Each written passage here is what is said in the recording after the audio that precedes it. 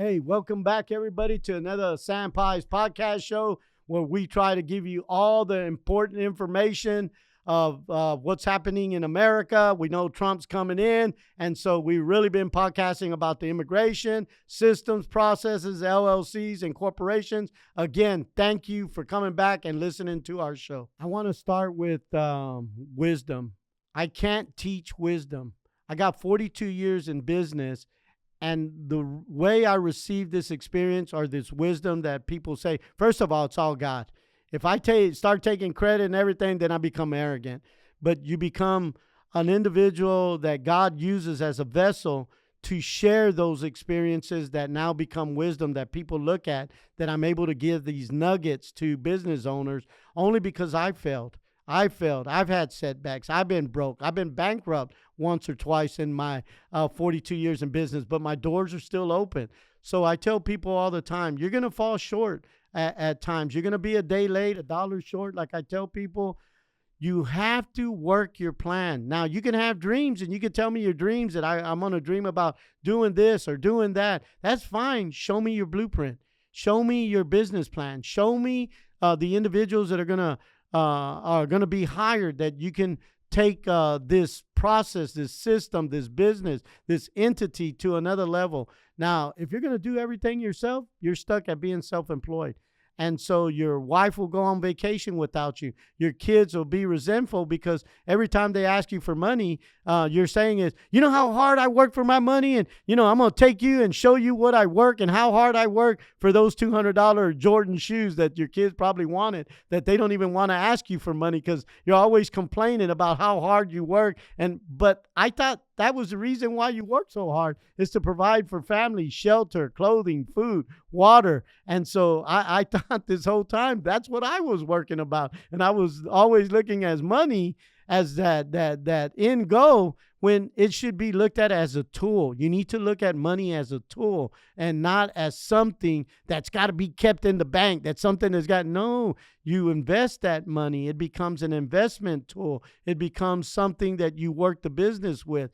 So, I tell a lot of people, wisdom is something that you receive after trials and tribulations and experiences and setbacks and failures, and it's how you get back up. You dust yourself off. I think Rocky said it best in his movie. It's not about how hard life hits you. It's about how hard you hit back and get up and do it. And so, I tell people, look at Rocky. That's what I did in the 70s. I looked at Rocky and it inspired me to run 8 miles a day. Look for your inspiration. Look for your mentors. Look for those individuals that can lift you up, not tear you down. And so in the end, I tell people the only thing that stops you is your inner voice. Oh, it can't be done. My mom and my dad said, it's not your mom and your dad, it's you. It's the disbelief in you that you don't have enough faith to go out and implement it. It's okay to fail. It's okay to set back. I told my grandson, go ahead and fail with this first $500,000. Fail badly, lose it, get upside down, be negative. I've come out of a $2.5 million negativity debt cycle that I was in. So I tell everybody, the sooner you start failing, the better you will be as you continue your walk in entrepreneurship. And as you're guided by mentors, people that have won some battles. Right now, I've been around some people that won battles. Now I'm looking at people who won some wars. Hey, Donald Trump, they're talking about him being the best president or our favorite president that got one, broke all kinds of records there, and is even being looked at the Comeback Kid, that song that they talk about, because this guy came back from lawsuits and all kinds of things, that all the obstacles were against him about winning presidency, and yet here he is, man. I mean, just the walk is the inspirational, not the man himself, but the obstacles that he's endured and been through and looked at and been prosecuted and been talked about and been laughed at, and yet he continued.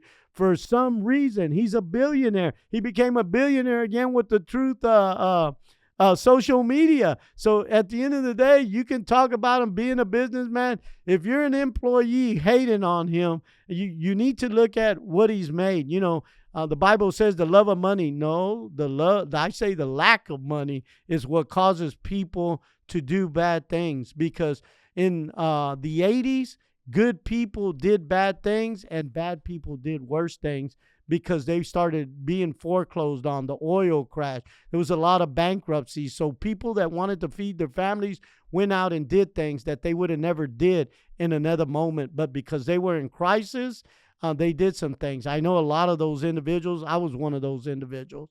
So I tell people all the time, those past experience tremendously guided me and helped me to be able to create my future in business doing what I'm doing right now. So my recommendation is find those right mentors that have been through a few battles, going to a war, that maybe won one or two wars. And when I say war, those people that have been able to start up a business, sell it for $1 million, sell it for $2 million, sell it for $10 million. Look for those individuals. Don't go looking at the movie stars that you don't see all the work that they put in to make a movie. Go to these small businesses that are $1 million. If you're just starting out, get to somebody who's been in business for 5 years. Get around those people. How did you get through the first few years? How did you get to this next level? How did you get the finances? How did you surround yourself with the people that you got working for you? What worked for you and what didn't work for you? Start reading books. Start listening to podcasts. Start listening to those Gary Vee. He's great. He's talking about buying the Jets. I'm talking about buying the Houston Astros. So at the end of the day, I tell people, what are the goals and what's the plan? How are you setting that plan in motion? And so this is my recommendation to individuals that are just starting out, are looking for answers, and especially in this times of uncertainty with this new president going in, Donald Trump. I believe that it's very crucial that you have to read and you have to have mentors if you want to succeed a lot sooner. I've been in business for 42 years. It took me 42 years to get right here, right now, with the experiences, the knowledge, and the wisdom that God has allowed me to receive and partake to a lot of entrepreneurs. To talk to entrepreneurs right now, if you don't have the time to read the books, then prepare for failure. You're going to fail. You're going to have setbacks. And every night as I read, I got 2 or 3 books open. I've read Sam Walton, Walmart. I've read McDonald's. So every night in my imagination, in my mind, I'm talking to all these individuals at my round table at 12 midnight. What would Sam Walton do? What would Walmart do? What would McDonald's do? What would J.C. Penney's do? I look at all these individuals because of books that I've read. And the thing is not just reading, it's implementing new ideas where you're stuck. A lot of times as entrepreneurs, when we want to do it ourselves, we get stuck. And then we make decisions that cost us even more money. So in the end, I tell people, if you read books, some of these guys tell you they were stuck. They were with no money and they come up with an idea. Ray Kroc with McDonald's. One time payroll was due and he didn't have the money and he sent out a memo saying that they were starting to pay biweekly. And so he settled it and was able to receive that money in another week. This is what I'm talking about, understanding mentorship and reading. And if you don't have time to read books, you will go through some hardships going through that without a team, without a network, without somebody to talk to. So I tell people all the time, I talk to a lot of individuals. I listen to people's opinions. Again, everybody just has an opinion. The fact is inside you. The fact is that air is necessity for us to breathe. Gravity holds everything down here on earth. Those are facts. Due diligence were done. Those are things that you looked up and you know that they are facts. That is a given. But the opinions of people that you're not going to make it, you're going to fail, you're going to lose everything you got, those are all opinions. And it might happen, but all again, it was just an opinion. So I tell people, can you endure losing $5,000? If your question is no, don't do business. Because at the time, I tell people every time everybody wants to get into business, I ask them, is it a profit center or is it a cost center, the company you're opening? Well, it's a profit. Okay. Well, let's take a little test. No right or wrong here. It's how you think and how you see stuff. And the reason a lot of people leave their jobs or companies is because they believe they could do a better job. And this is why they start their companies. But the first thing I ask them, are you going to get a place to rent? Well, yeah, of course. Well, is that a cost or a profit? Well, that's a cost. Well, are you going to turn on utilities? Of course. Is that a cost or a profit? That's a cost. Well, what about the equipment, the computers, the scanners, the printers? Well, that's a cost. I said, okay, what about the employee? Well, that's a cost. So all we've been talking is about business, but you're telling me it's all a cost, but you thought it was a profit center. When does it become a profit center? When you're able to pay all the costs and the client is willing to pay you for your service that you're giving, and you're able to pay the costs here, then you believe you have a profit, right? Well, yeah, the net, whatever's left over, is now profit. Well, what if I told you you need 3 and 6 months reserve? Is it a profit yet? No. Okay, now you got to set up. Now you know the cost of what it costs you a month. Now you need to put a reserve of 3 months. So what does the 3 months cost here? So now you put 3 months of reserve. Now we can maybe talk about a profit. So again, is a business a profit or a cost center in your mind? No right or wrong, just understanding that you're going to go through some money here. And let's talk about the pandemic. Lasted 2 years. So was the 3 months of reserve enough? No, it wasn't enough. So maybe it's 6 months, maybe it's a year. I don't know what that number is for you, but you have to be able to endure 120 days while change takes place. Trump is coming into office. Endure 120 days without borrowing any money, without being able to go to the bank, without doing anything, that you're able to endure your company. See, these are the little nuggets that I've read, mentorship that I got, because when I started, nobody told me that the economy or the oil might bust. Nobody told me that the bank was still going to want their money payment regardless if you're having a hard time. Nobody told me the employee still wants a paycheck regardless of what you're going through. They don't care. They just want their paycheck, and they believe that you are going to give them a paycheck, and that's your job to do. So you have to set up your budgets. You have to set up these things with 3 months in reserves to be able to understand, to succeed. 9 out of 10 businesses fell in the first 5 years because of accounting, because of legal contract, because of the issues of the systems and the structures and the processes. My recommendation, Robert Kiyosaki, The Unfair Advantage, Financial IQ, the 4 quadrants, so that you understand how to talk to business owners, to CEOs, CFOs, to the board of directors, to be able to put a business plan together. All these things I didn't have. All these obstacles I had to overcome, and it cost me millions of dollars when it could have cost me thousands or pennies on the dollar that I paid millions out. There's a great book out there written by a Russian, I believe, and it talks about the necessities of people in general.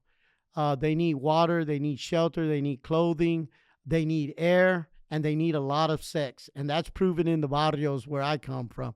They got 6 kids, 8 kids, no planning, none of that. So I tell a lot of business owners, as soon as you're able to pay the costs, as soon as you're able to have the reserves, you'll have money that is now coming in.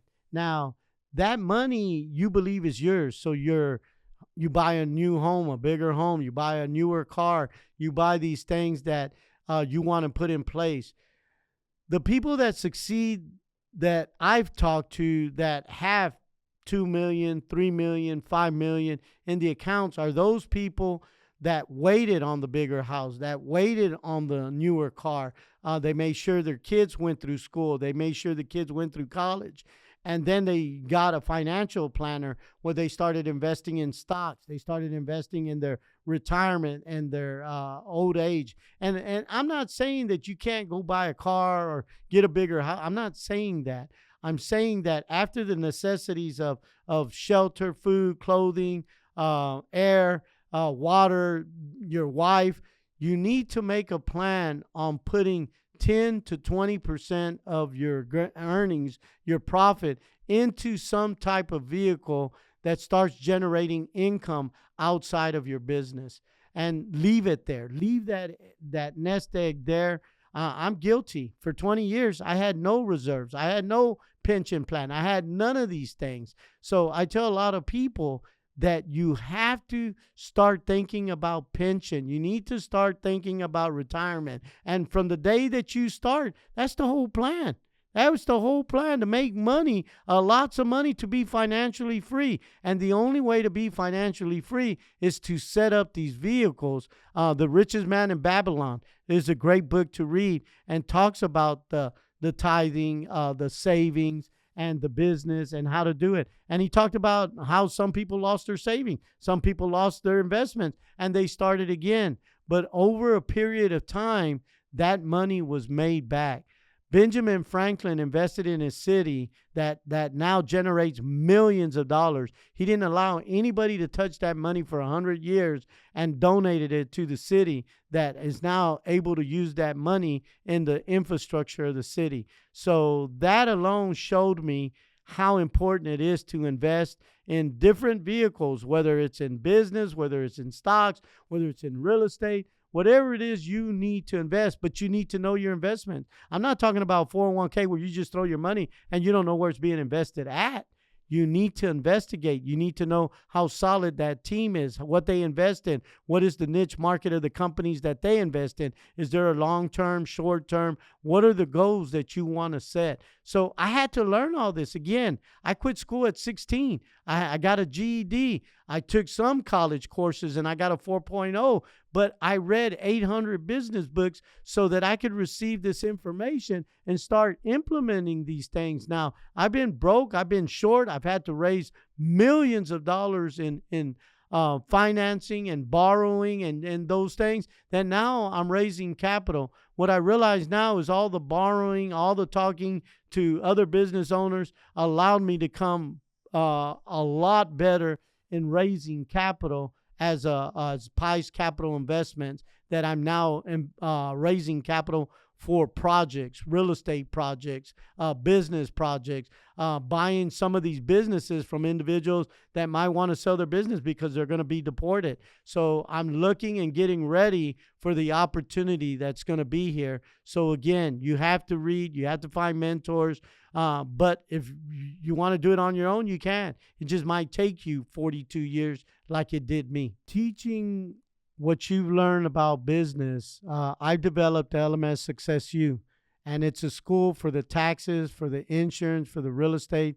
I'm registered with IRS.gov. I'm registered with Texas Department of Insurance, and I'm registered as TREC. I hold licenses in each division.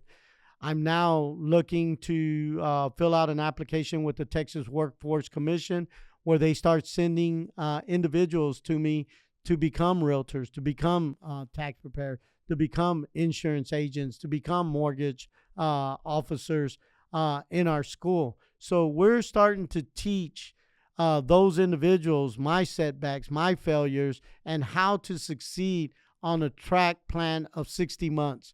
Everybody who goes into business, I tell them, you got to have a 60-month plan. If you believe you're going to do it in a year, you're already failed. So I tell everybody the rules that America has is a 60-month plan. Anybody who comes to you that wants you to sell their service and a product and that they want you to boost in 12 months, stop right there. Don't even, it's going to apply pressure. It's going to apply all kinds of stuff to try to meet this quota for other individuals. Stop right there. I've been a salesman for 42 years.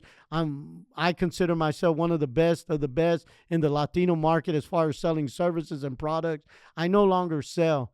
I allow you to believe it was your idea to purchase the service, to get into becoming a realtor, an insurance agent. And so I tell people, what do you mean you allow them to believe? Well, they have to believe that they want to become an insurance agent. They have to believe they want to become a realtor. They have to believe it. And I'll show them the steps on how to do this and how to open up their business, how to set up the right entity, how to set up their EIN, how to set up their bank accounts, how to set up their Dun & Brad for business credit. So I set up this school, and I'm setting up Texas Workforce Commission because I set up courses. Now, I wasn't here to try to teach or set up courses. It just kind of fell into my lap because I've had so many people come to me. How did you do this? How did you do that? So I was encouraged by my team that I needed to build courses. So I'm using a company called Corsa that builds all my courses in LMS Success U.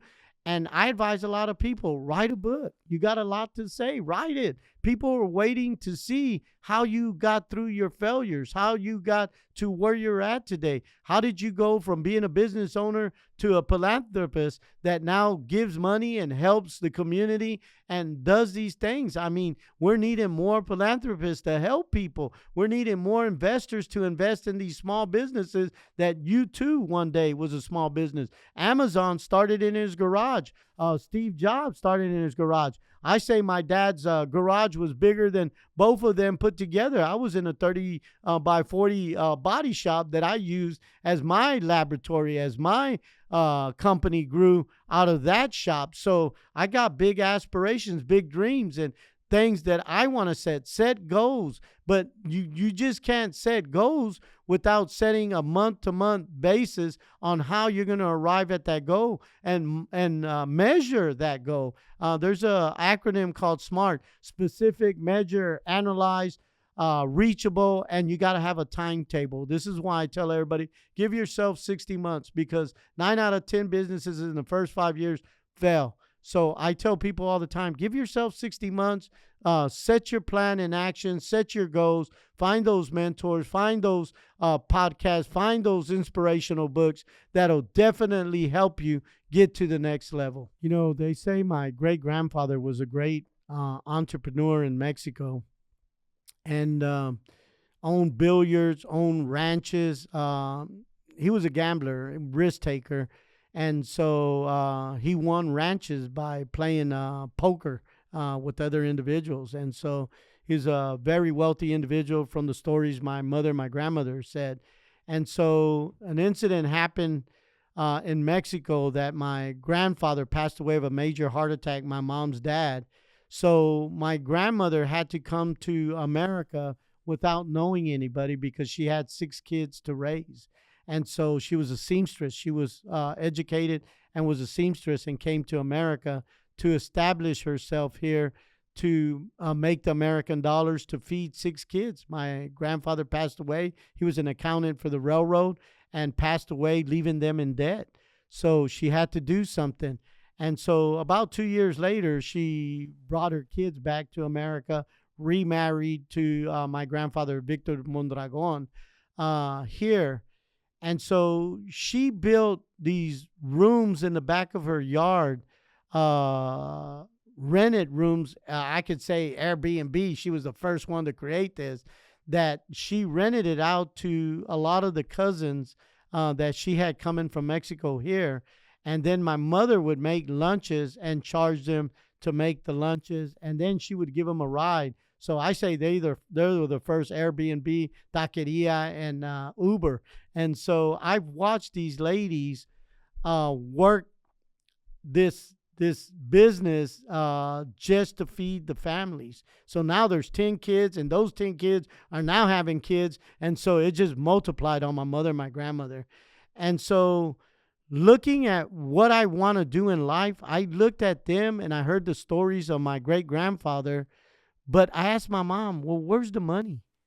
She goes, I don't know. The money got spent to her uncle, and they just mismanaged the money. And so I said, well, where's the book? Did he write a book? Did he leave a blueprint? Did he leave something that I could follow and look at? And so she goes, no.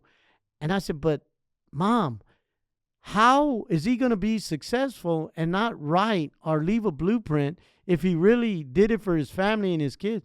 I don't know.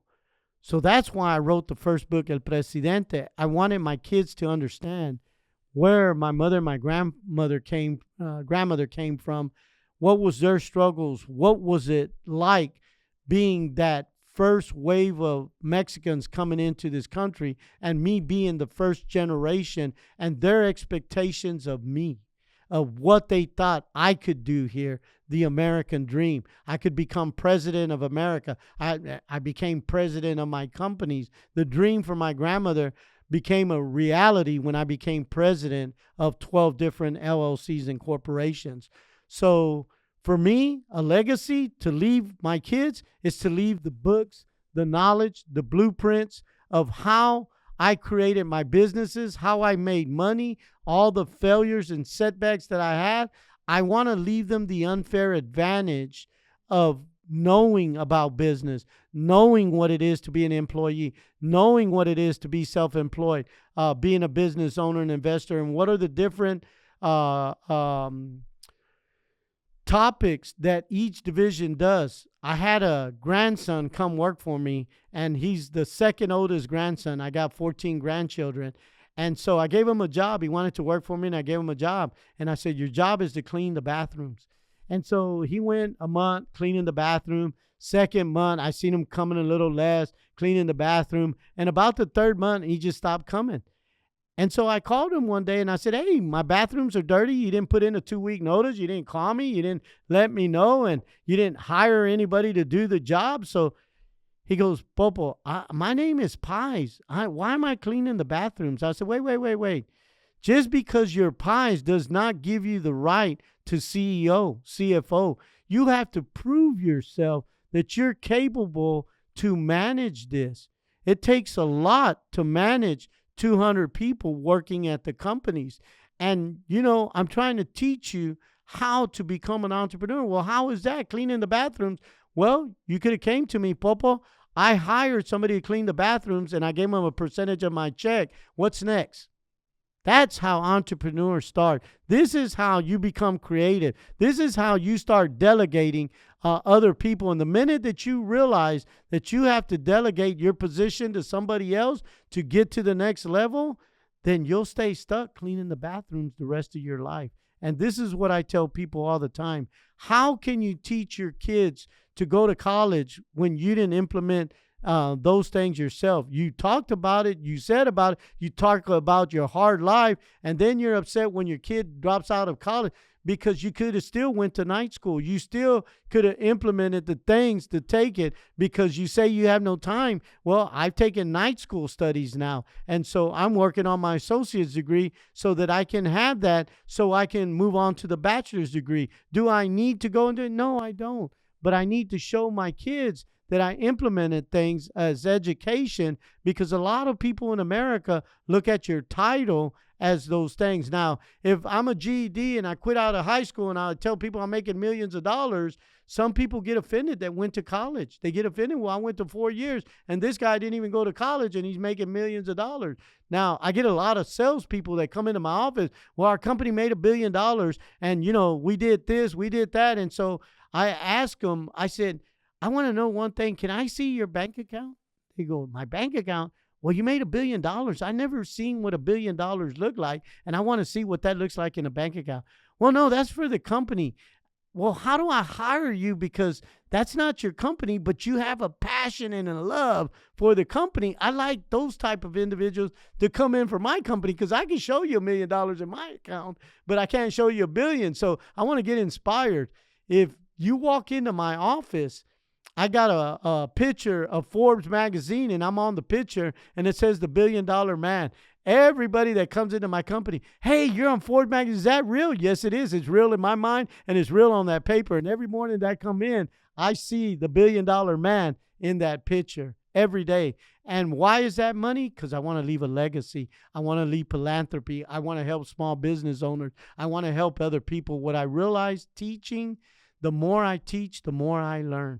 Because the things that I didn't know, I am now implementing with my students, and the light bulb goes off. This is what I want to leave, is a legacy for my children, my grandchildren, for the books that I'm writing. I'm leaving the blueprints. I'm leaving the path to my successes that they can change for their successes. All right. Again, thank you for listening to my podcast. Again, this is my book, El Presidente, where I talk a lot about our start, how I started, how I seen entrepreneurship through the eyes of my mother and my grandmother, their story from coming from Mexico.